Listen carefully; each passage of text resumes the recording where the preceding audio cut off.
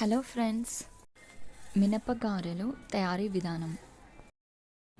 3 cups మినప్పప్పుని night నానబెట్టుకోవాలి. 8 గంటలు పక్కా నానబెట్టాలి. ఉల్లిగడ్డ, అల్లం ముక్క, కరివేపాకు కట్ చేసుకొని పక్కన పెట్టాలి. మినప్పప్పుని కొంచెం వాటర్ వేసుకొని గ్రైండ్ చేసి పక్కన పెట్టుకున్నాను. మినప్పిండిలో 2 స్పూన్ల జీలకర్ర, కట్ చేసిన పచ్చిమిర్చి, కట్ చేసిన ఉల్లిగడ్డ, కట్ చేసిన అల్లం ముక్కలు, కరివేపాకు వేసుకోవాలి. 1 స్పూన్ సాల్ట్ వేసుకోవాలి. ఇవన్నీ బాగా కలిసేలా కలుపుకోవాలి. ఆయిల్ బాగా హీట్ అయ్యాక ఒక గిన్నెలో వాటర్ పెట్టుకోవాలి పక్కన.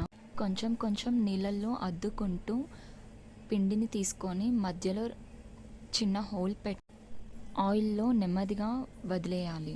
ఇలానే అన్ని గారెలు చేసుకోవాలి. మినప్పిండిని పూర్తిగా కాకుండా కచ్చా పచ్చాగా మెదుపుకోవాలి. కచ్చా పచ్చాగా పిండిని మెదుపుకుంటే క్రిస్పీగా వస్తాయి. గారెలని ఫ్లిప్ చేసుకుంటూ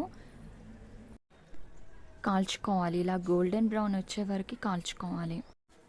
మినప గారెలు రెడీ అయిపోయాయి.